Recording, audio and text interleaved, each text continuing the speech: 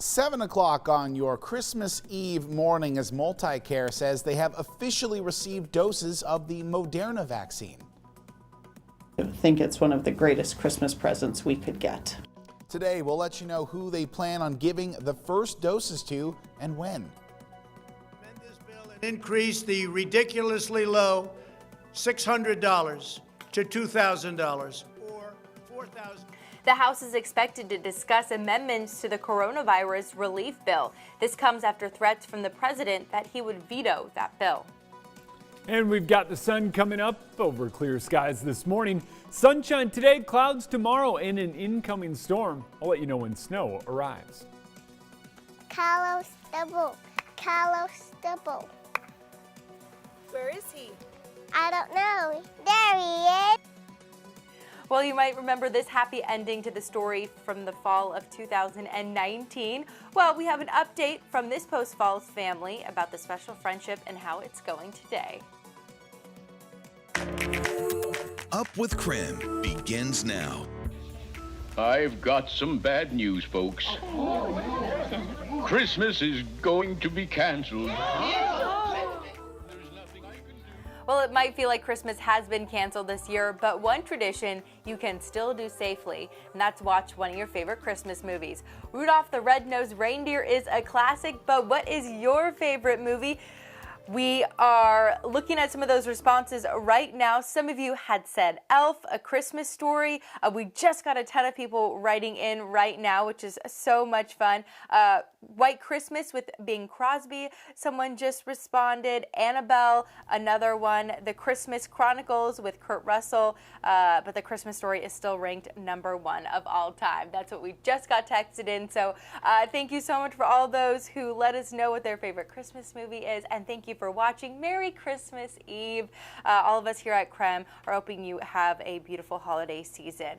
Hey, can I just say really quick, every year when we get to this time of year, that debate starts about whether Die Hard is a Christmas movie. We all know, we've all heard it, but what about Edward Scissorhands? Right? That's a Christmas movie, right? I think if you're counting Die Hard, you have to count Edward Scissorhands. When he's carving up that ice sculpture at the end, they get all the snow. The whole last part of the movie is in Christmas. It has to be. Yeah. All right, we'll count it just for you, Joshua. I think a lot of people would agree. Maybe you count it as like that one you watch like post-Halloween, pre-Thanksgiving as you get ready. Okay. Maybe. Still, yeah. That's fine. All right, cool. We've solved it. All right, next thing to solve, the weather forecast. All right, it's going to be sunny in mid-30s today. Solved it. Done. Oh, I'm kidding. We got to talk about an incoming storm. Now, this morning, temps are chilly. If you're heading out for any last-minute shopping, bundle up. We're down to 20 here in Spokane. Likely going to dip into the teens here in the next hour or so as the sun starts coming up.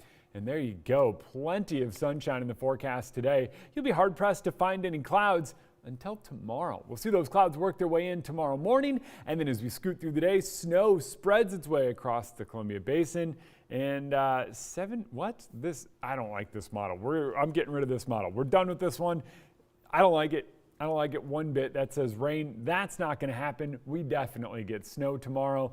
And when it arrives, well, that's the interesting part. We're going to watch temperatures climb into the 30s under sunny skies today. And our dry, sunny air today plays a role in what we see tomorrow. So as clouds build, we first have to get that atmosphere nice and saturated before that snow comes down. And that is something we will work on all day long. And when it comes to that snow timing, well, I'm going to break it down for you coming up in our full forecast. Well, we have some breaking news for you this morning. New as of 7 o'clock, CBS reports Republican senators just rejected an amendment to the coronavirus relief bill that would increase the amount of money of the bill's $600 stimulus check. Now, House Democrats did introduce the amendment after President Trump said stimulus checks would be $2,000. President Trump vetoed a national defense bill yesterday. It's a sweeping bill that funds the military. Congress passed the bill earlier this month with enough votes to override the president's veto. Now, a vote is scheduled for next week. He is threatening to do the same to the coronavirus relief bill. Now, this bill leaves much needed money on the table while Congress goes home for Christmas. Meanwhile, President Trump pardoned more than 24 people last night Former advisor Roger Stone was convicted of lying to Congress, witness tampering, and obstruction stemming from the Russian investigation. And former campaign manager Paul Manafort was convicted of financial crimes brought by special counsel Robert Mueller. Charles Kushner, the father of President Trump's son-in-law, also got a pardon. He completed his sentence over a decade ago. Guy hires a prostitute to seduce his brother-in-law and videotapes it, and then sends the videotape to his sister to attempt to intimidate her from testifying before a grand jury. Loathsome, disgusting crime. Former New Jersey Governor Chris Christie was the U.S. attorney who prosecuted him. Your Thursday morning, struggling Washington residents may have to wait a little bit, or may have a little bit of relief through the new year, as Governor Inslee has again extended the state's eviction moratorium, this time through the end of March. That moratorium has been in place since March of 2020 and was set to expire on December 31st.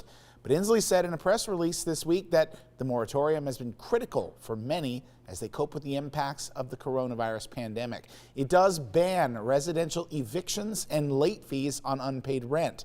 Inslee says additional details about the latest extension will be provided in full next week. Now, MultiCare has also announced they have received their first shipment of the Moderna coronavirus vaccine this week. MultiCare says that they will be prioritizing workers who are in high-risk areas like the ICU, emergency departments, and other frontline employees. They also promise to distribute the vaccine to other frontline workers as well.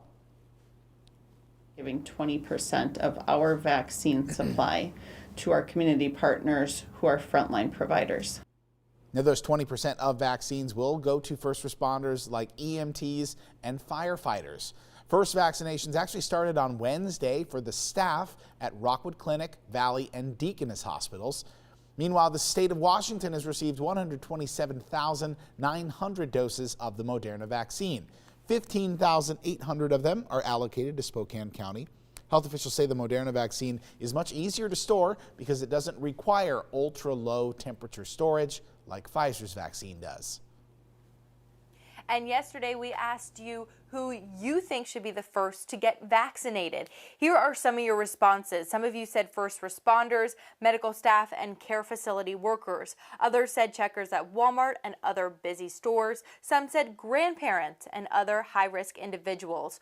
While a CDC panel voted on its recommendation for who should get this next round of vaccines, and they determined that people 75 and older and frontline workers who are essential will be next. Those essential workers include police officers, firefighters, grocery store workers, teachers, and daycare staff. That group makes up about 49 million Americans. And the CDC announced a new milestone. Over 1 million Americans have gotten the coronavirus vaccine. They also said more than 9.4 million vaccinations have been shipped across the country. President Trump's Operation Warp Speed is on track to have about 40 million doses of the vaccine distributed by the end of December. 7:08 now. Time for your morning rush. More news in less time. Late last night, the U.S. Marshals Fugitive Task Force arrested a North Idaho murder suspect in Spokane. The U.S. Marshals Task Force in Coeur d'Alene and Spokane located and arrested Neil Mauser last night, and the Bonner County District issued a warrant for his arrest earlier in the day. Mauser was arrested for the murder of a man found shot near the Upper Pack River Valley area on December 10th. Another train has derailed in Washington this week, this time on the BNSF Railway in Yakima County yesterday afternoon. The Yakima County Sheriff's Office shared this video, so take a look as they say the freight train derailed at State Route 22 and Phillips Road. That's about 2 miles east of the small town of Mabton. That's when they say it was hit by a semi-truck with a piece of farm equipment on it. Only minimal injuries have been reported. This derailment happened just one day after a tanker train hauling crude oil derailed north of Seattle, causing 2 train cars to burst into flames. A local kindergartner now gets to enjoy his playground with some new enthusiasm. The robotics team at Bonners Ferry High School designed a customized scooter for kindergartner Weston Keefe. Take a look at it right now as Weston, who was not able to use his arms or hands, did struggle to play on the school's playground in his previous wheelchair. But his principal contacted the robotics team to build this beautiful new wheelchair to suit Weston's needs. His new wheelchair gives him new freedom to cruise around the playground now with ease. Love it. Merry Christmas, big guy. That's your Morning Rush. More news in less time. Let us know what's happening in your neighborhood by using the hashtag #UpWithKrem on social media.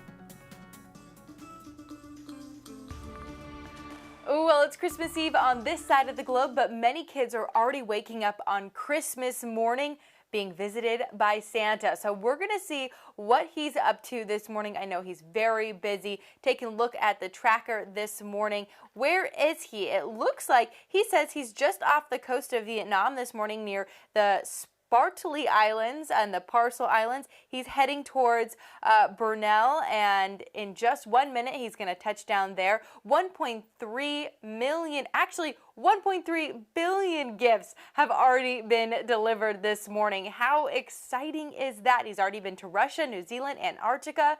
So now normally you'd be able to call into the Santa Tracker hotline and get an update, but because of the coronavirus, the thousands of volunteers that normally answer have had to decrease to just about 10 people per shift. So if you are trying to call, just be a little bit patient. If no one replies, you'll get a recorded update on Santa's location. And of course, you can always go to noradsanta.org and see exactly what's on your screen right now. We also got word that Santa made it all the way up to the International Space Station. The NORAD Santa Tracker tweeted this thanks to the magic of Santa's sleigh. He got up there. How exciting is that? I know he's been very, very busy this morning. And Jeremy, you said that he travels at the speed of starlight? Yeah, that's actually according to NORAD. They let me know as a meteorologist how he does it, and they said he's traveling at the speed of starlight to get everyone their gifts on time. Pretty cool. I gotta say, if you stuck with us earlier this week, we did a story real quick about astronaut being asked questions by local kids. I'd ask what it was like to see Santa outside the space station. That's yeah. Right, how adorable is that? And talking about a really sweet story coming up, you may remember this pair of pals from earlier this year. He made us pet him and feed him apples. Well, we caught up with Carlos the bull and his best friend Ruby to see how they're doing now.